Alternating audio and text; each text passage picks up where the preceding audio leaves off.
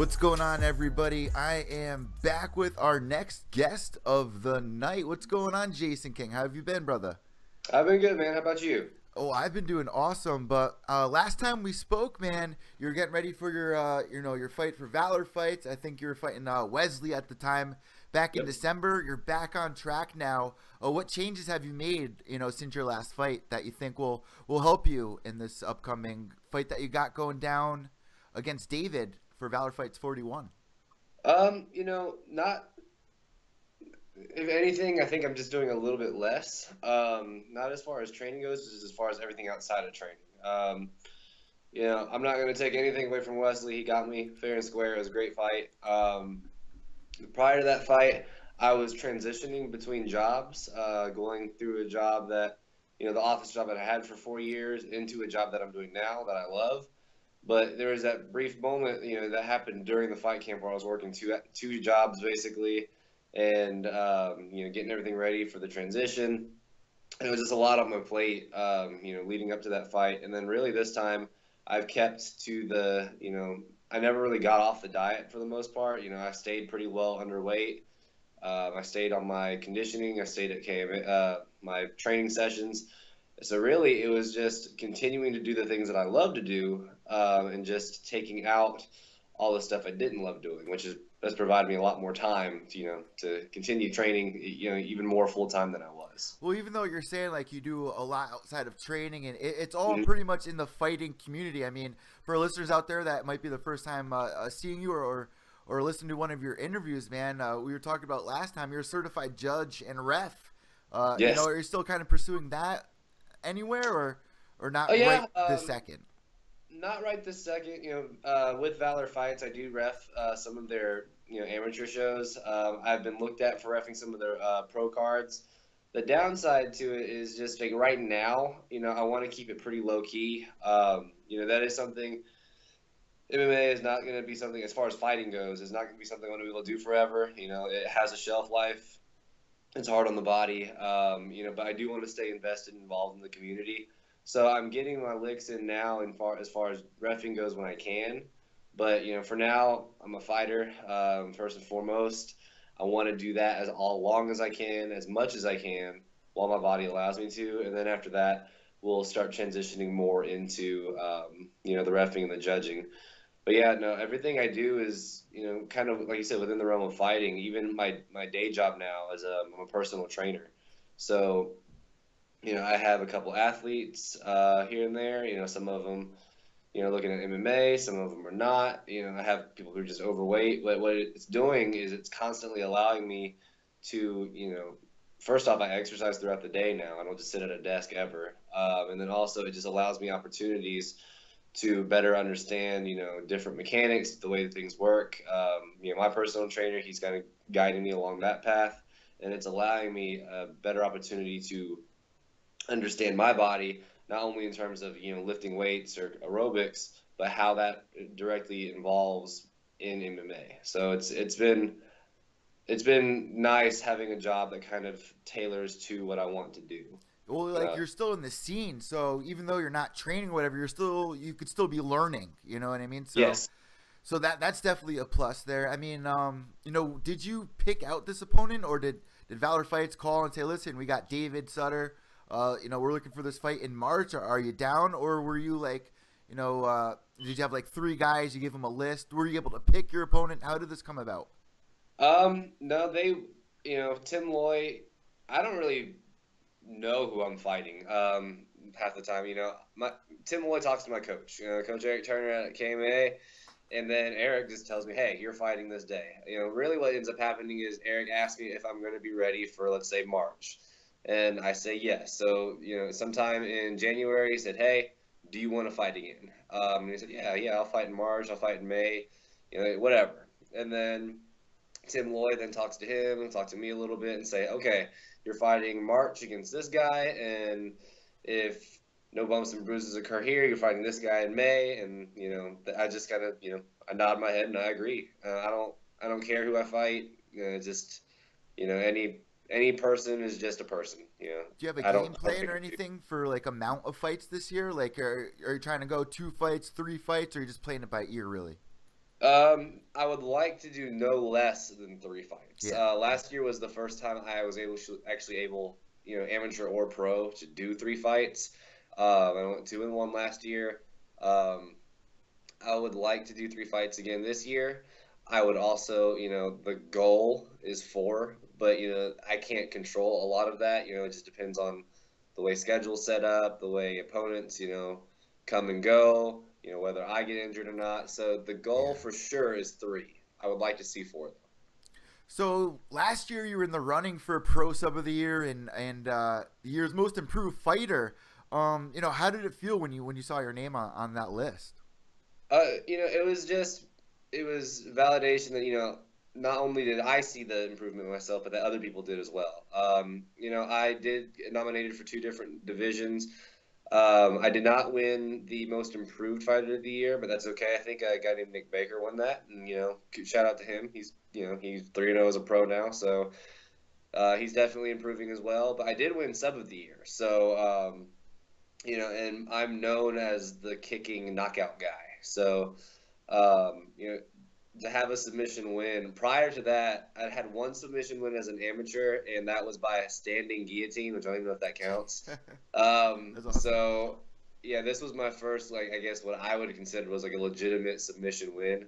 That was in about this time last year, February 2016, and I did win that one, and it was just nice to know that people are starting to see me grow as a fighter, and just start to see that I'm not just kickboxer. I'm not just the guy who does karate stuff. That I can do it all. Like I love seeing that people are realizing there is talent outside of the UFC. There's a lot going on in the MMA community, especially with the females right now, man. Yeah. People are starting to realize like these girls. There's a lot of talent out there, not just even in Invicto, like everywhere. Yeah. They're just coming out of the woodworks and they're opening up new doors. Man, last time we were talking, you were telling me you're big on movies and stuff like that.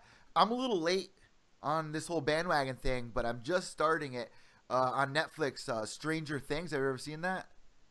I've watched 2 episodes. I'm really bad about TV watching. I'll start a show and then either a fight camp will happen or I'll just something will happen where I just I don't know. I'm just not a good TV watcher, man. The only times I can watch TV is when I'm sick, and then I'll just binge watch everything. But yeah, I've only seen a couple episodes, but I do know what it's about. Well, any movies that you caught recently that you can let our listeners in on? Because I know that you're a big buff when it comes to the movies and stuff like that. Let's see. I think the last movie I saw in theaters was the most recent Star Wars movie, which it was okay. I'm not the biggest fan of Star Wars, but I will say this: I'm pissed that I haven't done it yet. I want to see John Wick 2. It's just I saw if you saw the first one, it's just this badass. He just shoots everyone, anyone. And I hear John Wick 2 is just as good. Actually, a lot of my teammates and coaches went out to go see it, and I was busy that night. So I still need to watch that one. So I'll probably do that as soon as I get some free time here. Well, my girl just went to go see that movie Split. She said it wasn't that good, but also this weekend, man, I want to get your opinion on this. Fedor Emelianenko was supposed to fight. Unfortunately, it didn't go through. They will reschedule the fight. Who do you got going into that, Fedor or Mitrione? I want to say Fedor. He is. When I started MMA, I started with a sambo background as far as my grappling style, and he's the man. He was the guy that hadn't lost in 10 years. He's the greatest heavyweight of all time, and I believe all of that. But at the same time, he's lost a couple now. He's a little bit older. Mitrione. I don't know if Mitrione is an elite heavyweight, but he is no slouch by any means. I'm gonna say Fedor takes it, and I'm doing that based off just faith, not really, just an intense I think Fedor has somehow, done the Rocky 4 thing where he goes and hides in the woods for forever and comes back in shape. I don't know. We'll see though. So since you're a referee and a judge on that matter, I mean, I guess it doesn't really make a difference. But this weekend there was a couple late shots in the fight. I don't know if you're able to catch it, but to you, how do you know when a fighter's out? How would you call off a fight?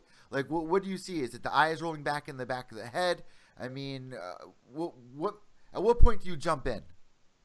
in a Um, situation like that?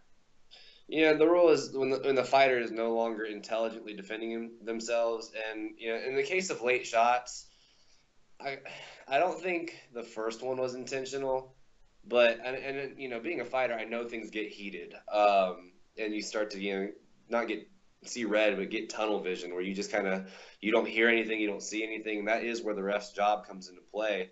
Um, you know, I can kind of usually whenever I ref.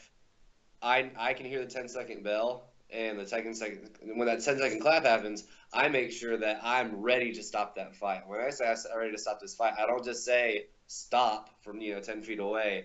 I like actively get in the middle and say break, make sure that they hear me. And based off of that, if it's loud, if it's rowdy, if you're riled up because it's for UFC or a UFC title shot, I can see you not hearing the bell. But if I jump in there and I yell break, 2 feet from your face and you don't see it or hear it, then I start to think it's intentional.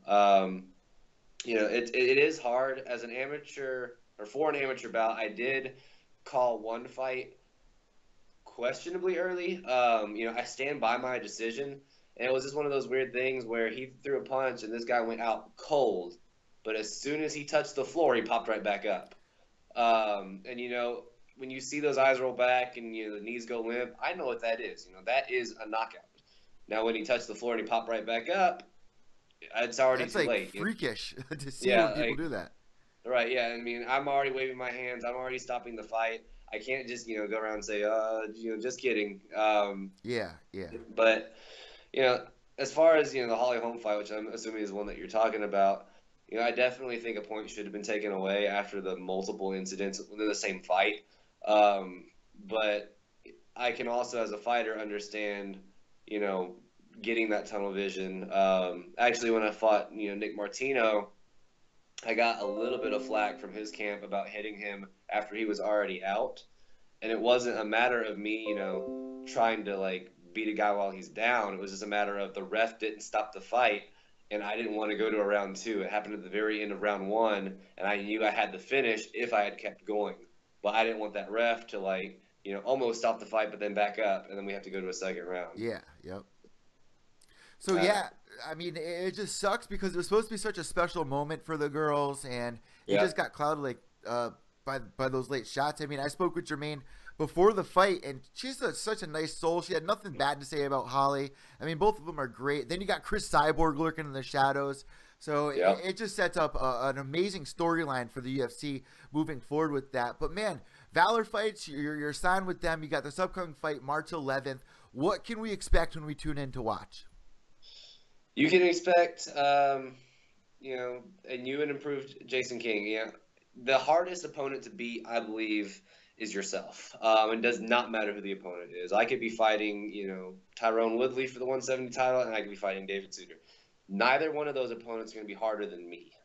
So whenever I train, whenever I learn, I try to compete against myself. Am I better than the person that showed up in my December fight? Am I 1% better than I showed up yesterday? That's the struggle. That's the grind, I think, as far as fighting goes, because, I try my best not to focus on my opponents. I cannot control my opponents. I can't control their fight camps. I can't control what they do in their fight. I can look up all the video in the world of this guy, and then he can come out and do something totally different. All I can control is me, and what you're going to see is, the Asian Persuasion who's been dialed in on himself. What did I do wrong my last fight? Let's fix it. What did I do right my last fight? Let's make that better. And that's going to be me for every fight. Are you feeling any pressure coming into this fight, or do you feel comfortable? Are you mentally ready, or or, or, Yeah. or do you think you want an early, like, do you feel any pressure? Like sometimes guys want to go in there and get an early finish or something like that, or do you not? Are you not thinking too far ahead with that? Not too far ahead. Wins or losses, I've never gone to a decision. I don't ever really want to. That's just me. I do like to, live by the sword, die by the sword. Something's going to happen either way. But, I don't really, I put positive pressure on myself. it's pressure that, wakes me up at 5 in the morning to go hit cardio before I start my job. And then it's the pressure to, whenever I'm struggling, at the gym and, I can't, submit this guy. It's that pressure to constantly strive to be better. And it's like I was talking about earlier, that's my pressure. Valor Fights has been good to me. The community has been good to me, but at the end of the day, the only person that I have to live with is myself. And that's why I keep my pressure pretty much internal, because, I love Valor to death. Maybe one day they decide they don't like me anymore. I don't think they will, because they're great people, but, that could be the case. Same thing with this, about anybody, anyone, anywhere. I can only control myself. So all my pressure is pressure that I put on me internally, and it's a positive pressure to keep getting better. So, man, we're looking forward to this upcoming fight down in Tennessee, right? It's down there in Tennessee. Yeah. We know what you like to do at this point in the interview. We hand the imaginary microphone over to you. If you got any sponsors, any shout outs, your girlfriend, whatever, man, the floor is all yours. Okay. Love to. Yeah, I would love to thank all my sponsors. First and foremost, Knoxville Martial Arts Academy. You guys, we are, the wolf pack. The strength of the wolf is the pack. The strength of the pack is the wolf. You guys are the people that grind with me daily.